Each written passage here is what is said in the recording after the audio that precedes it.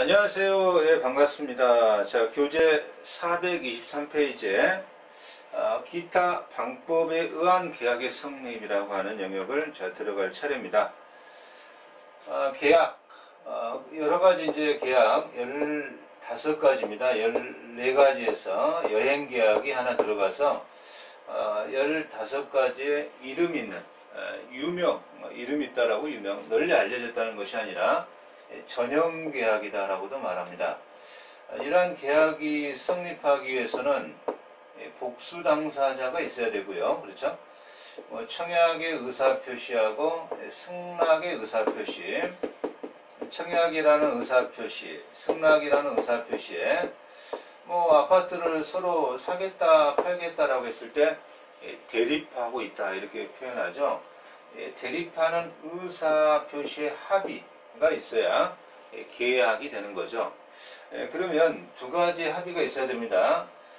이 객관적으로 어떤 목적물에 대하여 얼마에 사겠다라는 객관적 합의가 있어야 되고, 청약자는 승낙자에, 승낙자는 청약자에 대한 주관 합의까지 있어야 계약이다 이렇게 평가하죠. 자, 계약이라는 것이 되었기 때문에 대금지급 청구권, 등기 청구권이라는 법적인 효과가 발생한다.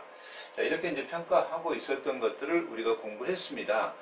그런데 이러한 이 복수 당사자의 대립하는 의사표시가 아닌, 자, 교차 청약에 의하여 큰 가로 1번에 교차, 청약이 교차하고 있다.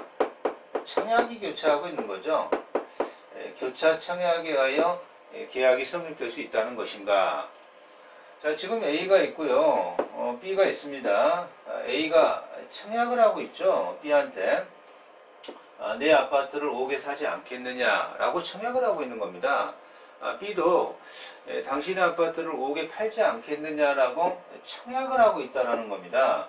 청약에 대한 승낙이 있는 것이 아니라, 물론 객관 합의는 가능하고요. 주관 합의까지 있어야 됩니다.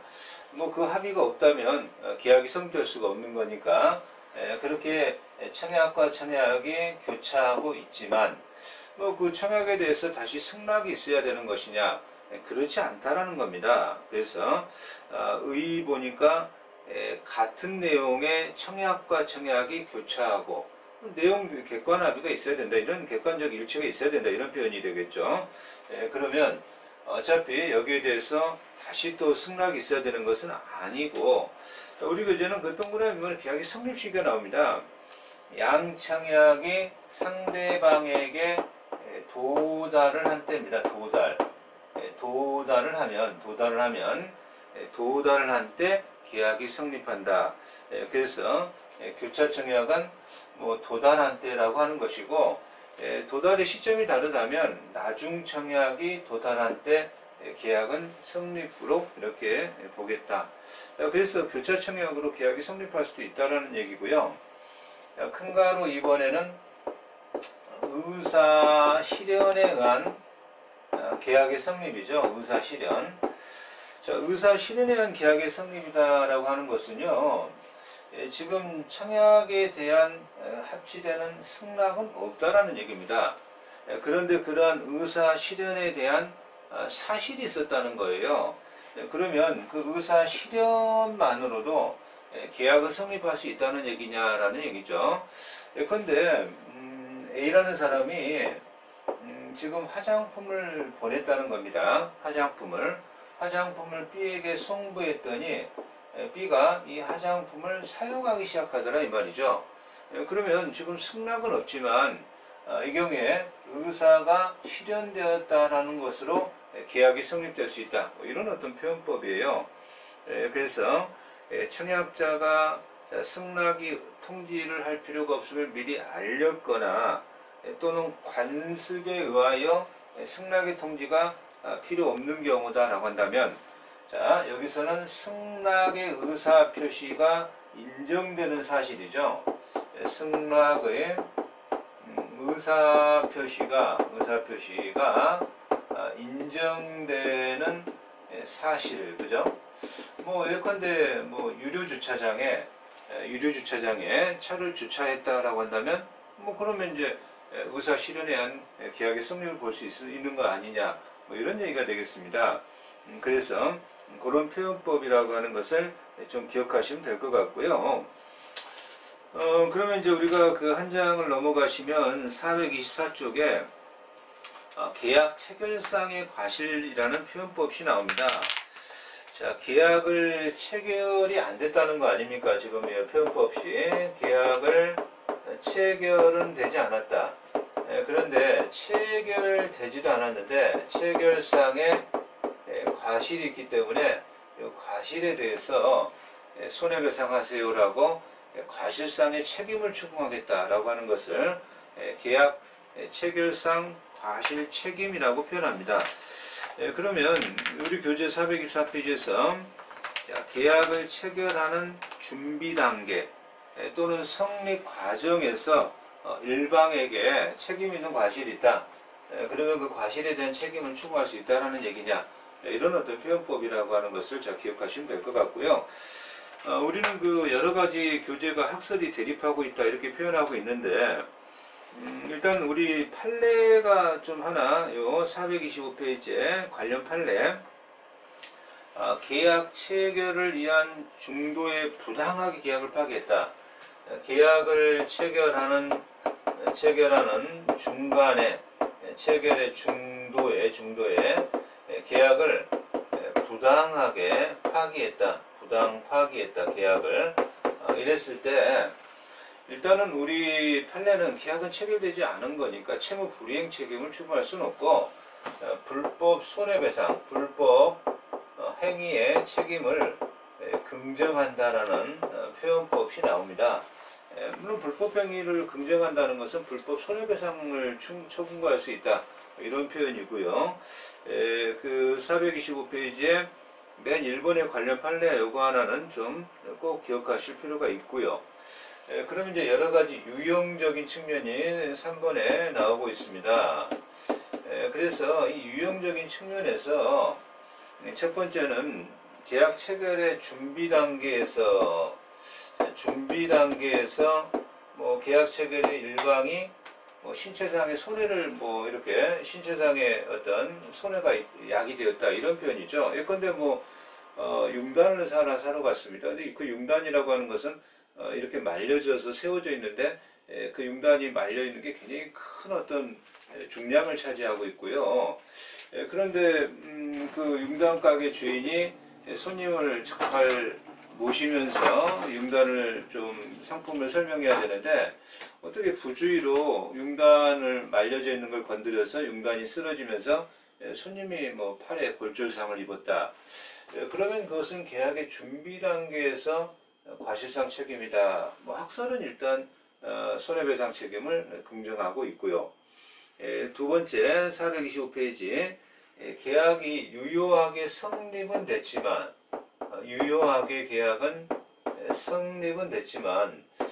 그러나 성립되는 과정에서 뭐 기기의 사용 뭐 방법을 잘못 알려줬다든가 또는 뭐 교재의 맨 마지막에 나오지만 고용계약을 체결했는데 중대한 질병을 숨기고 계약을 체결했다든가 일단 뭐 유효하게 성립됐지만 과정에서의 그런 문제가 있었으니까 이때도 학자들은 계약 체결상 과실 책임을 뭐 긍정은 하고 있습니다.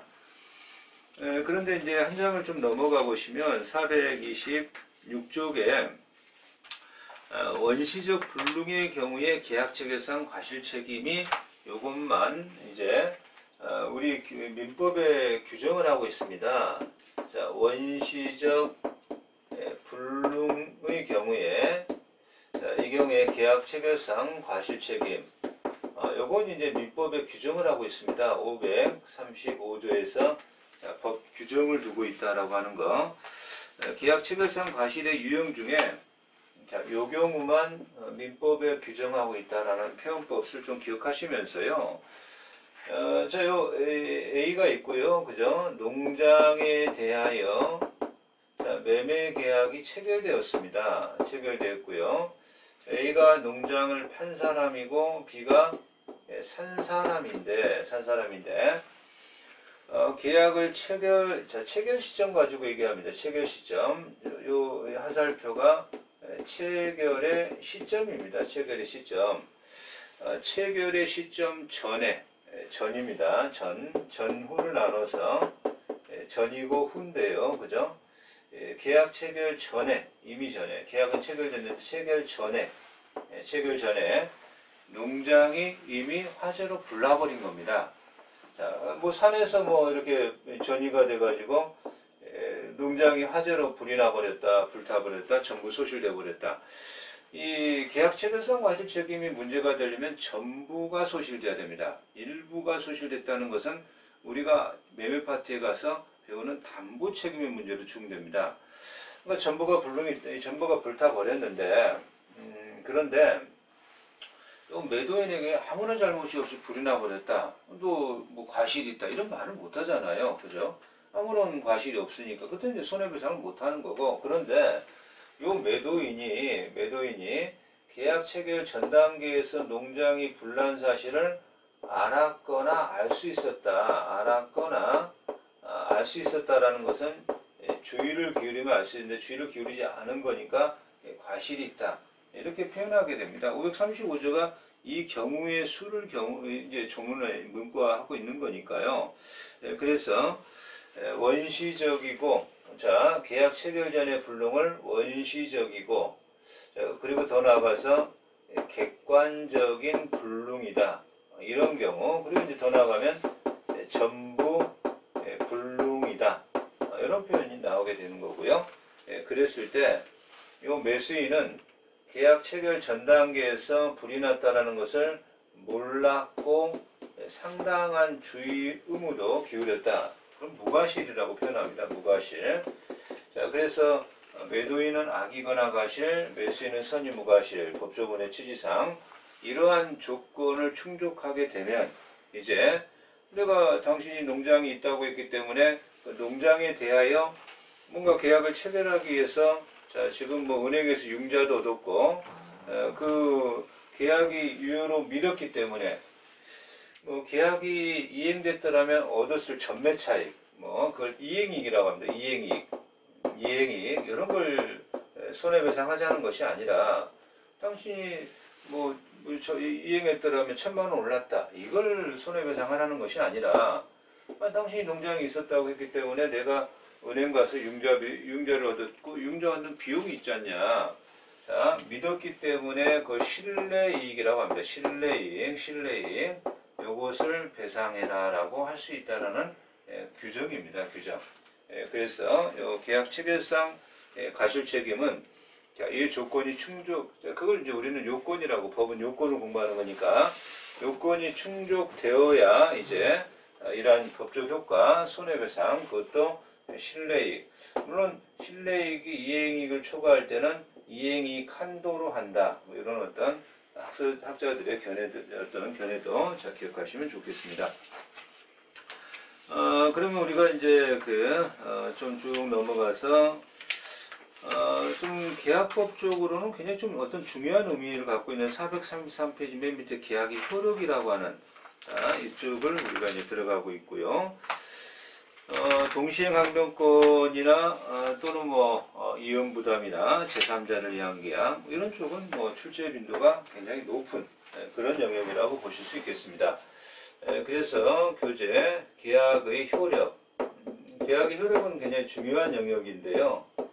물론 이제 계약의 강론에서 계약의 15가지의 공통적인 효력으로 논의되는 것들을 이제 공부하는 겁니다. 그러면 이러한 이 계약에 있어서, 자, A가 농장을 자, 이렇게 사고 팔았다. 자, A는 매도를 했고 B는 매수를 했다라고 가정을 하게 되면,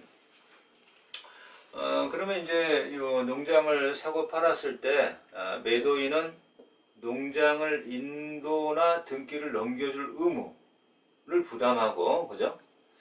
자, 매수인은 대금을 지급할 의무를 부담하고, 다시 말하면 대금 지급 청구권이 있고, 지급 청구권이 매도인은 있고, 자, 등기나 인도, 물건을 넘겨줄 인도 청구권, 등기 청구권, 인도 청구권을 매수인이 의무가 있고, 권리가 있으니까 반대로 보면 의무가 있는 거죠. 이걸 쌍무계약이라고 합니다. 쌍무. 이런 쌍무계약에서 서로 간의 공평의 원리 원칙상 우리 교재가 자 434페이지에 나오는데 이쪽의 계약이 인정되어야 성립되어야 너도 성립되는 거다라고 하는 것을 자 성립의 결련 연결이 돼 있다. 자 이렇게 보는 거고 네가 이행을 안 하고 자꾸 달라고만 할 때 공평의 원칙상 당신과 같이 공평하게 동시에 합시다라고 이행의 결련이 있다. 이행의 결련이 있다. 자, 요거는 이제 이행 결련은 동시행 항변권이 여기에서 나오는 겁니다. 쌍무계약이기 때문에 성립의 결련 한쪽이 무효 취소되면 쌍무니까 다른 쪽도 무효 취소가 될 것이다. 이런 어떤 결련. 그 다음에 434페이지의 그 중간에 이행상의 결련은 아니 당신은 이행하지 않으면서 자꾸 달라고만 할 때 공평하게 같이 서로 동시에 하자라는 이행의 결련의 동시행항변권. 자 그리고 이 경우에 지금 이 농장이 계약 체결 단계에서는 분명히 존재했고 후에 산에서 전이된 거죠. 그래서 불이 나버린 거죠. 이것을 후발적 불능이죠. 원시 불능은 아니고 후발 불능으로 농장이 소실이 되어 사라졌는데 아니 농장의 매도인 쪽에 아무런 잘못 없이 화재가 나서 사라졌기 때문에 아무런 이 채무자의 귀책이 없는 경우에 그러면 대금 지급 청구권 돈 달라는 대금 지급 청구권이 사라질 것이냐 그대로 유지될 것이냐 이것을 이형 부담이라고 표현하는데요. 이건 존속의 결련 이렇게 표현하죠. 그러니까 이 계약에 세 가지 결련이 있습니다. 성립의 결련, 이행의 결련, 존속의 결련. 그래서 이제 이행의 결련에서 동시행항변권, 존속의 결련에서 이형부담, 그리고 이제 제3자를 위한 계약이 체결 여부의 가능 여부 이런 어떤 세 가지를 우리가 공부하러 들어가는 겁니다.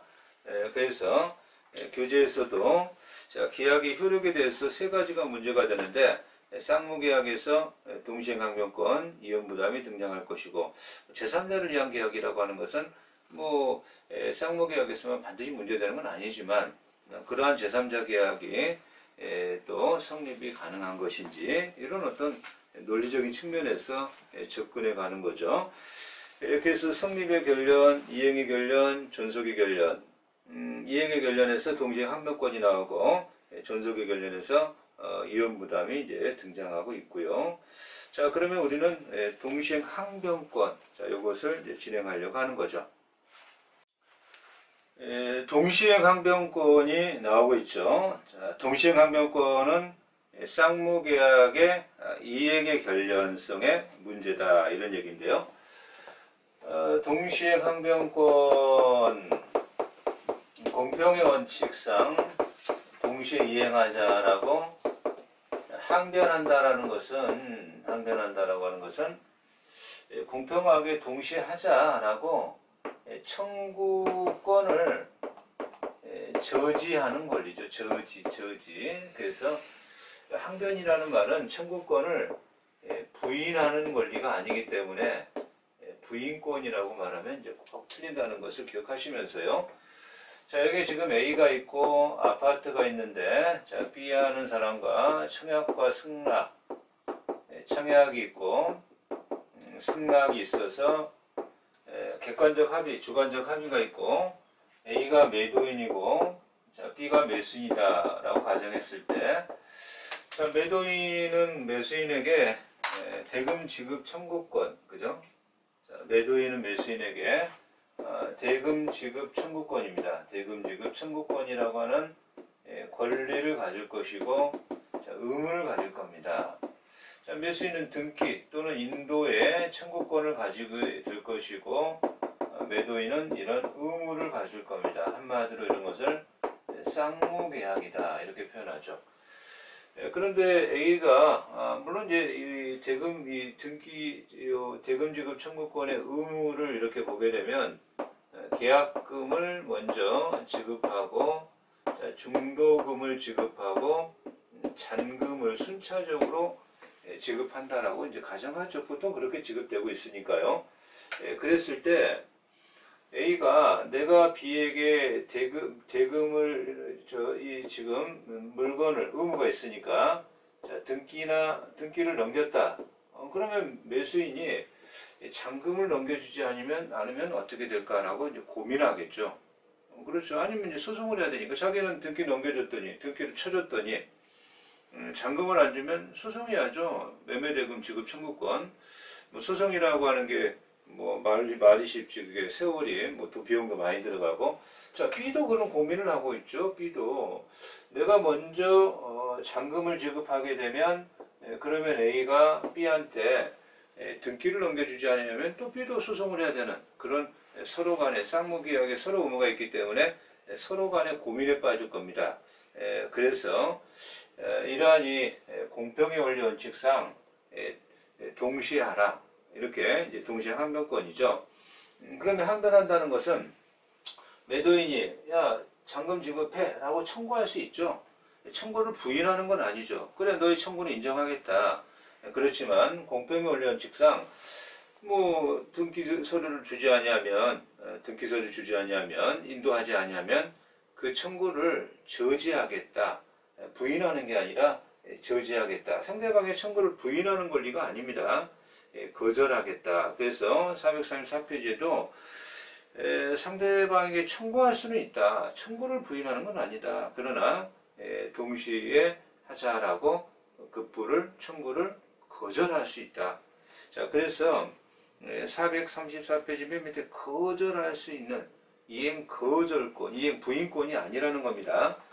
자, 그러면 조문을 한번 읽어보죠. 435페이지. 자, 조문 536조. 쌍무계약의 당사자 일방은 상대방이 그 채무 이행을 제공할 때까지 얘는 대금, 얘는 이제 대금을 지급, 얘는 등기 이런 것을 이행하기 전까지 자기의 채무 이행을 거절이죠. 거절. 부인이 아닌 거죠. 자, 거절할 수 있다. 그러나 상대방의 채무가 변제액이 있지 아니한 때는 그렇지 아니하다. 아니 지금 이 사람이 A가 야 잔금 지급해라 이게 아니라 중도금을 지급하라라고 하는 겁니다. 중도금을 지급하라. 그러면 이 중도금은 이 사람의 등기 청구권과 이 등기 청구권은 아직 변제액에 이르지 않았다는 겁니다. 중도금은 지금 변제액에 이르는 거죠. 선이행 의무라는 겁니다. 선이행 의무라는 겁니다. 지금 A가 야 중도금 지급해라고 한다면 동시에 하자라는 표현을 쓸 수가 없다는 겁니다. 특약이 있기 전까지는. 왜냐하면 중도금은 매수인의 입장에서 선이행 의무이고 아직 상대방의 등기 청구권이 변제액에 있지 않기 때문에 그런 겁니다. 따라서 상대방의 채무가 이 사람이 중도금과 등기랑 동시에 하자 이런 건 못한다는 겁니다. 등기 청구권 상대방의 채무가 변제액에 있지 않기 때문에 그런 거죠. 자, 2항 당사자 일방이 상대방이 먼저 이행하여야 할 경우에 상대방이 곤란할 먼저 선이행 의무가 있는데 봤더니 이 등기부에 뭐 가압류가 걸렸다. 이행이 곤란한 경우가 있다. 그런 경우에는 예외적으로 저는 뭐 동시행을 주장하겠습니다라고 할 수 있다. 자, 그런 표현이죠. 자, 이행이 곤란한 현저한 사유가 있을 때라는 이런 조건이 충족되어야 되는 겁니다. 자, 그래서 성립 요건이 나오고 있는데 서로 대가적 있는 채무의 존재, 다시 말하면 쌍무계약에서 문제가 되고, 자, 증여, 편무계약이죠. 증여, 편무, 그죠? 이런 편무계약에서는 일방이 일방에게 그냥 아파트를 주는 건데 동시에 하자라는 표현법을 쓸 수가 없는 거다. 편무계약에서는 이런 것을 발생할 수가 없는 거다. 또한 이러한 쌍무계약에서인 거지 별개의 원인에 의해서 발생하거나 대가적 의무가 없다. 편무계약이다 이런 표현이고 동시행 항변권이 성립될 수가 없는 것이다. 자, 그래서 그런 표현법을 좀 기억하시면서요. 우리 이제 그 435페이지 맨 밑에 보니까 채권이 양도된다든가 채무가 인수된다든가 상속, 그죠?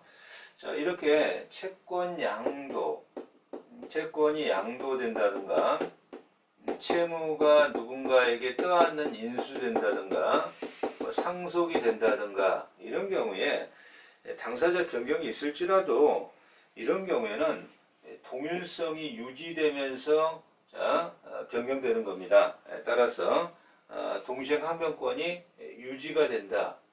그러나 경계라고 하는 게 있습니다. 경계. 자, 경계라고 하는 것은 한자로 바꾼다, 계약을 바꾸는 겁니다. 기존의 계약을 없애버리고 새로운 계약으로 성립시키는 계약을, 이거 계약입니다. 계약. 경계라는 계약이 있어요. 기존의 계약이 사라지는 거거든요. 소멸하는 겁니다. 그렇다면 예컨대 아파트 매매 계약은 없던 거로 하고 저쪽에 충남에 있는 또는 전라도 쪽에 있는 토지 매매로 바꾸자. 그러면 동일성이 파괴됩니다. 동일성이 유지가 안 되는 거예요. 파괴되는 겁니다. 따라서 동시행항변권은 소멸한다. 이렇게 결론을 맺을 수가 있겠는데요. 한 장을 넘어가 보시면 436페이지 이러한 어떤 측면에서 상대방의 채무가 변제기에 있어야 된다.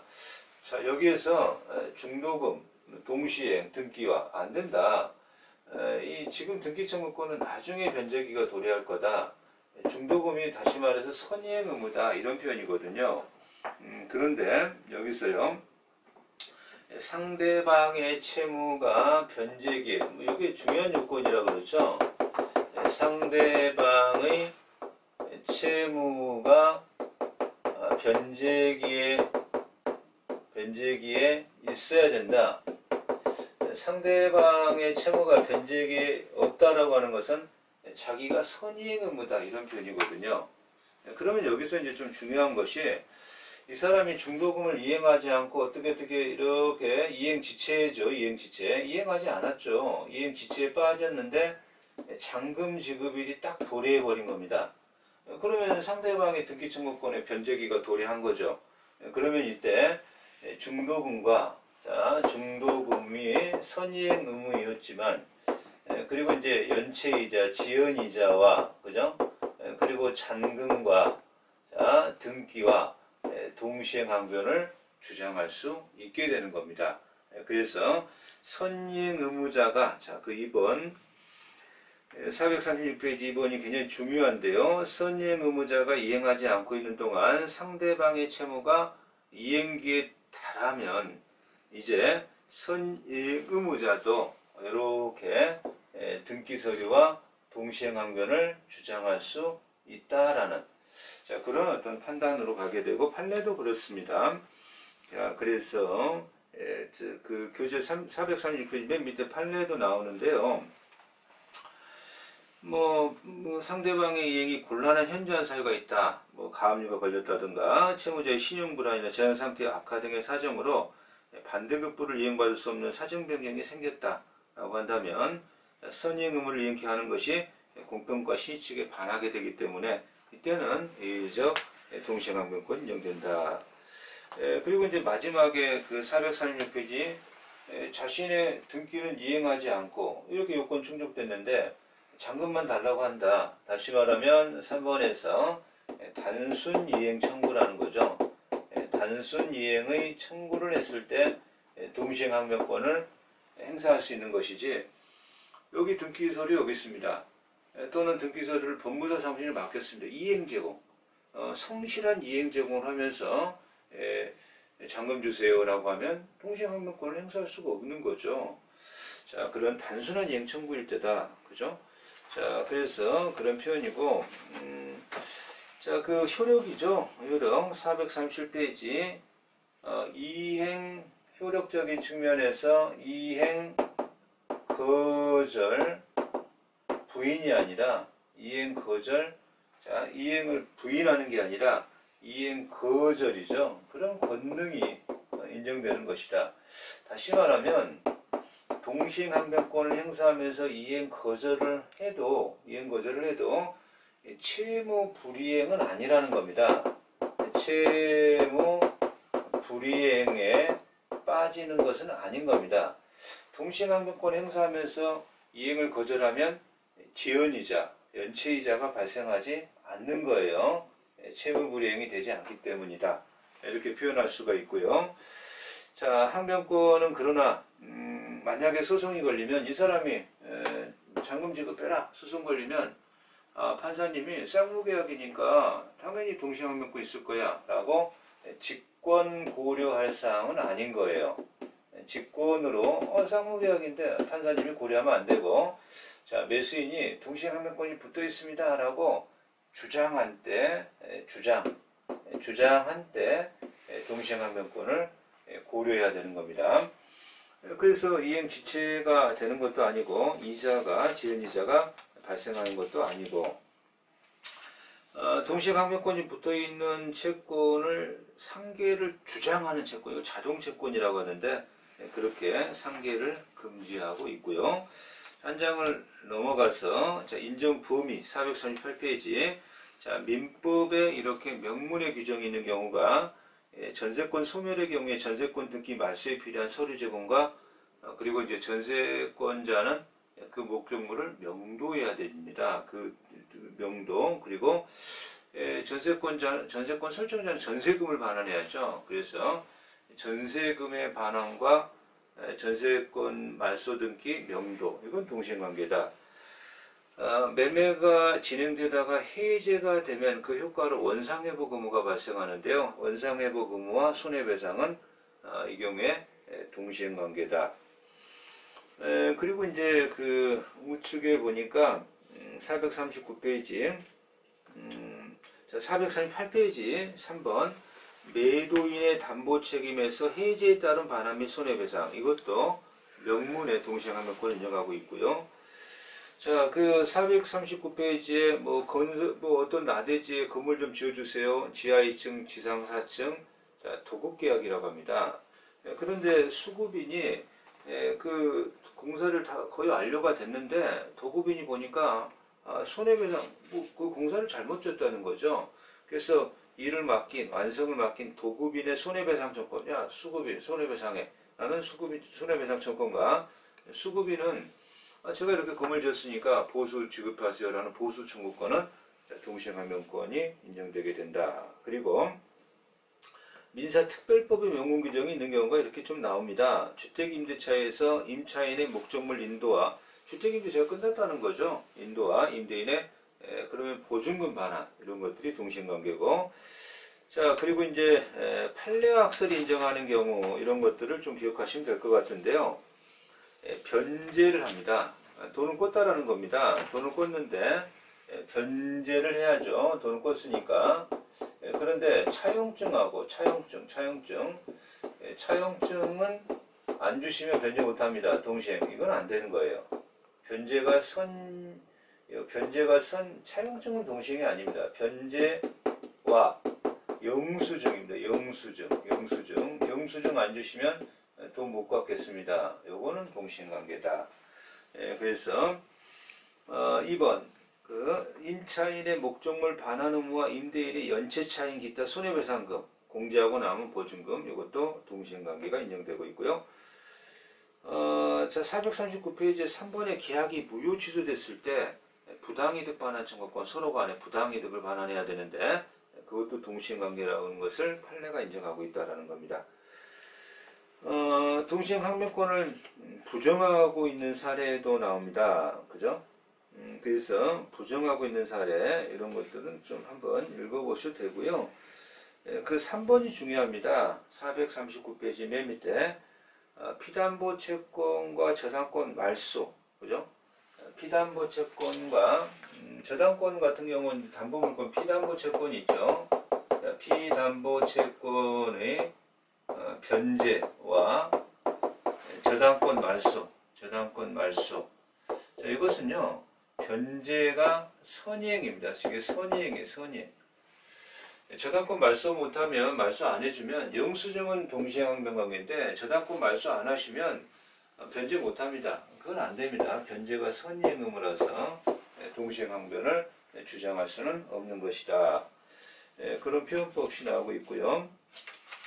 그러면 이제 우리가 그 교재 440페이지 이러한 유치권과 동시행항변권의 비교라는 표현법이 나오고 있습니다. 그래서 유치권과 동시행항변권이라고 하는 것은 유치권은 그죠? 유치권 이것은 법정담보물권이죠. 법정담보물권이고 동시이행 항변권 이런 것은 이 동시행항변권 이런 것은 채권의 하나의 권능으로서 인정되는 겁니다. 둘 다 공평의 원리죠. 공평의 원리. 공평의 원리. 시계를 수리했다. 시계를 수리했는데 소유자가 시계 달라고 한다. 그러면 시계 넘겨주면 수리비는 어떻게 받느냐. 그래서 법이 정한 담보 물권으로서 이 경우에요. 이 유치 점유이전을 거절하겠다라고 하는 것을 우리가 유치권은 물권이죠. 그러나 동시행항변권은 공평의 원리에 입각해서 이러한 이 동시하자라고 이행을 거절하는 하나의 채권으로서의 권능이죠. 권능입니다. 권능. 그래서 유치권은 누구에게나 이 경우에 유치하겠다를 주장할 수 있는 물권인 반면에 동시행항변권은 누구에게나 주장할 수 없고요. 뭐 이렇게 동일성이 유지된다면 주장할 수 있지만 그런 경우가 아니라면 주장하기가 어렵다라고 하는 그런 차이점이 있습니다. 그런데 이제 효력에 있은 누구에게나 특정 채무자에게 이런 어떤 비교점이라고 하는 거죠. 그런 어떤 표현법이 나오고 있고요. 일단 그 차이점이 있는데 다만 유치권과 동시행항변권이 서로 병존해서 인정될 수도 있다라는 표현법을 기억하시면 되겠습니다. 자, 그러면 이번 강의 여기서 마치겠습니다. 수고하셨습니다.